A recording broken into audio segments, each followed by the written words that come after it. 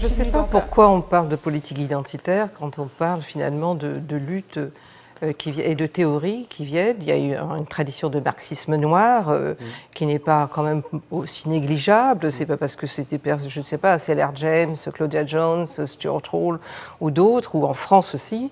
Il y a eu aussi dans les années 80, dans la classe ouvrière, les grandes luttes des travailleurs immigrés qui étaient absolument à l'avant des luttes et qui ont été, et le gouvernement socialiste de l'époque parlait de grève ethnique, de syndicats ethnicisés.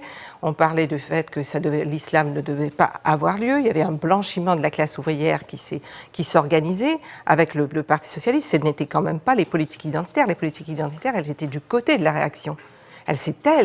C'est la réaction, le gouvernement socialiste qui ethnicisait des politiques, qui étaient des politiques pour la dignité.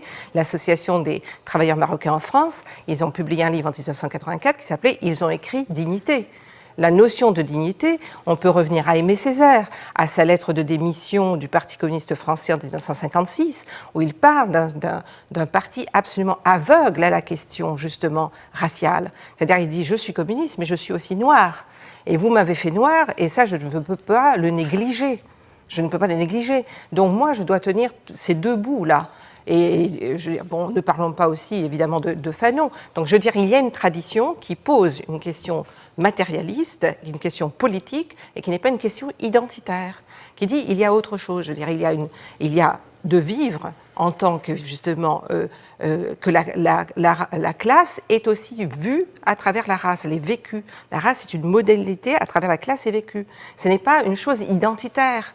Je sais moi-même, encore une fois, y compris en termes militants, que bien évidemment, l'État impérialiste français est un État colonial, je l'ai écrit noir sur blanc maintes fois, et qu'il n'y aura pas de destruction de cet État sans tenir le plus grand compte du fait qu'il est et a été, mais demeure, un État colonial. On le voit d'ailleurs tous les jours.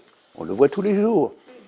Mais je soutiens qu'aborder la question de l'État français par la question de son caractère racial est une stratégie limitée. Excusez-moi, je ne dis pas que par son aspect racial. Je dis qu'il n'y a pas de destruction de l'État sans parler de la question du fait que l'État est racial. L'État ne peut pas être simplement, l'État n'est pas simplement cet objet neutre. Je suis d'accord. Donc l'antiracisme s'attaque à l'État d'une manière politique, parce qu'il ne peut pas, si la question raciale n'est pas prise dans l'attaque de l'État, l'État pourra effectivement, pourrait être, je ne sais pas, un État communiste, enfin, je ne sais pas si ce sera un État, mais une forme communiste, et ça serait que cette forme pourrait continuer à être raciste, alors, ce qu'on a déjà vu, ce qu'on a vu d'ailleurs dans certaines des expériences. Donc, pour moi, cette articulation, elle se fait. De fait, puisque de toute façon... J'entendais quand même que vous teniez que la question raciale dans l'action que vous proposez était le vecteur actif de la question de la destruction de l'État. Alors je crois que c'est insuffisant. Ce n'est pas un vecteur actif, mais elle est indispensable. Oui, mais elle est indispensable, mais indispensable ne veut pas dire qu'elle constitue par elle-même la politique. Quel va être, par exemple, le rapport entre le caractère racial de l'État et la nécessité absolue de détruire la propriété privée des moyens de production? Comment on va passer de l'un à l'autre? Il faut quand même se poser cette question. Ça n'est pas immanent à la racialité de l'État. Non, ce n'est pas immanent. Mais dans la construction de la racialisation, la notion de la propriété privée a été importante. Dans la question de l'esclavage, la question de la propriété privée est absolument essentielle. Elle est décisive. Elle est décisive. Oui. Donc, on voit bien qu'historiquement, la question de la constitution même de la propriété privée a été racialisée. Puisque, je veux dire, ceux qui pouvaient posséder, ceux qui ne pouvaient pas se posséder, et ceux qui possédaient des êtres humains. L'être humain était transformé en capital, en propriété privée sous l'esclavage. Donc c'est cette absolument imbrication dont je parle. Ce que je veux dire, c'est que dans ce courant décolonial, on laisse entendre finalement que le racisme serait quelque chose de très... qui n'irait quelque part que des Blancs vers les minorités, ou en tout cas des Blancs vers les Noirs et les Arabes, parce que le racisme serait qu'un processus systémique et lié en fait au statut des minorités ou de la colonisation. Mais en fait, dans ce cas-là, qu'est-ce que vous faites du racisme qui ne relève pas de ça? Par exemple, il existe du racisme au Maghreb envers les Noirs. c'est quelque chose d'assez connu. Et voilà, et du racisme entre noirs et arabes, c'est quelque chose qui existe. La chanson, toujours pour citer deux rappeurs, Nesbill et Desporuti, L'œil au beurre noir, c'est une chanson sur le racisme entre les noirs et les arabes. Et Nesbill, qui est d'origine marocaine, dit « Chez moi, j'ai vu des gens avoir encore plus de haine que Le Pen ». Ce sont des choses qui existent, le racisme, ces formes de racisme.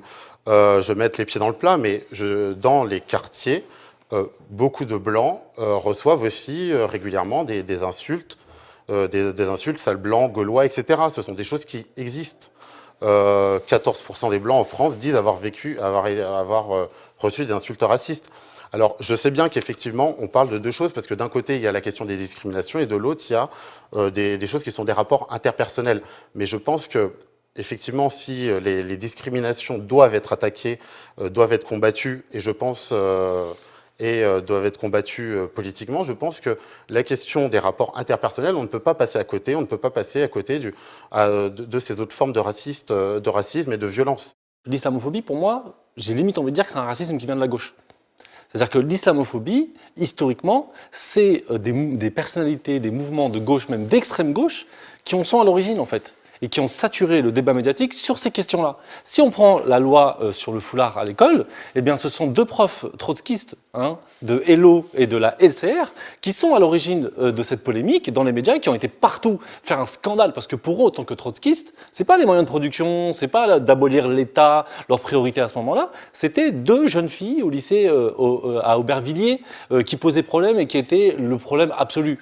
Quand on prend l'affaire de la candidate voilée qui portait un foulard, Ilham Moussaïd, c'est le NPA. Elle est passée en conseil de discipline, on a fait un congrès exceptionnel, et la première scission du NPA s'est faite sur cette question-là. Donc pour une question secondaire, etc., c'est comme une question qui hante quand même énormément la question de la gauche quand même. Je suis complètement d'accord avec non, ça. Et ça, en fait, les outils qui aujourd'hui sont repris par Marine Le Pen, par Bardella, etc., ils viennent de la gauche, en fait. En fait, c'est la gauche qui a armé idéologiquement le macronisme et l'extrême droite pour leur donner des outils, comme, donc tu parles souvent du fémonationalisme, au nom de la liberté des femmes. D'accord ? On a l'extrême droite qui est contre l'émancipation des femmes, historiquement, qui est contre la laïcité, reprendre en fait la laïcité et l'émancipation des femmes, parce qu'ils savent que c'est une arme contre les musulmans, parce qu'en fait la gauche a créé les conditions pour que ce soit une arme contre les musulmans et contre les minorités. Et ça, quand on est une femme qui porte le foulard, on a beau être une bourgeoise, on a beau avoir super bien réussi sa vie, etc. On a des politiques qui la racialisent et qui la visent et qui l'empêchent de faire, par exemple, un truc voilà, qui est pour tout être humain devrait avoir le droit de le faire, c'est d'accompagner son enfant dans une sortie scolaire. Et ça, quelle que soit ta classe sociale, en fait. Quelle que soit ta classe sociale, si tu portes un foulard, d'un point de vue magique, tu deviens quelque chose, en France, qui est complètement irrationnel, en fait. C'est-à-dire qu'on a tout un discours autour de ces femmes qui est complètement irrationnel. Et ça, je tiens à le dire, ça vient de la gauche. Et puis, on va démolir aussi de manière concrète par entraînant devant les tribunaux. Donc, c'est un cas unique. Il n'y a jamais eu un cas en France d'une famille de victimes qui a été autant attaquée qu'Assa Traoré. C'est-à-dire que là, vraiment, ils mettent au moins le paquet. C'est-à-dire qu'elle a été condamnée une première fois. C'est-à-dire que des juges d'instruction ont osé la condamner à 4 000 € d'amende. Pas d'amende exactement, mais pour les frais d'avocat, etc. Alors que les avocats ne payent pas leurs frais d'avocat, les gendarmes plutôt ne payent pas leurs frais d'avocat. Elle a été condamnée une première fois, là on la ramène à nouveau devant un tribunal pour un autre texte encore sur Facebook. On a une gendarme qui écrit un faux PV alors que Adama Traoré était dans la cour de la gendarmerie, il faisait plus de 30 degrés, face contre terre, menotté dans le dos, il respirait plus, on l'a laissé comme ça, agoniser sur la cour. Elle est allée dans son bureau pour écrire un faux PV sur Adama Traoré en disant qu'il venait de se rebeller contre les gendarmes, ce qui est évidemment faux. Et donc, Assa Traoré le dénonce, eh bien, elle aussi elle attaque en justice, donc elle sera là demain. Demain, donc on a les 3 gendarmes qui sont responsables de la mort de son petit frère, qui seront là au tribunal et qui vont la regarder, et qui vont la narguer. Enfin, je trouve ça hallucinant. C'est jamais arrivé. Il n'y a jamais eu ça dans l'histoire de la France. Jamais, jamais. D'une certaine manière, on pourrait se demander quelle est notre idée commune. Parce qu'on sent qu'il y en a une, elle n'a peut-être pas été exactement formulée. Je pense que notre idée commune, c'est 1, que la situation est très mauvaise, et 2, que le caractère très mauvais de cette situation trouve en partie à la fois sa cause, mais aussi les ressources possibles de son traitement dans l'organisation sociale d'aujourd'hui, et notamment dans la présence dans ce pays d'un prolétariat immigré important, de ressources populaires inexplorées politiquement, et de tout ce qu'on pourrait opposer en réalité au cours des choses, et qui n'est pour l'instant que en partie divisé et violemment combattu par l'État.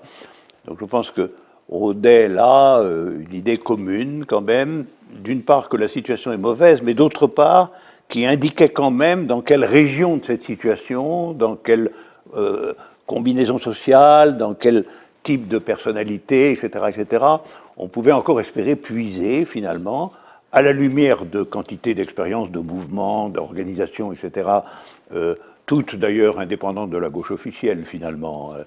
Et donc c'était aussi l'idée que ce pays est en mal de la reconstitution d'une gauche entièrement différente de la gauche précédente.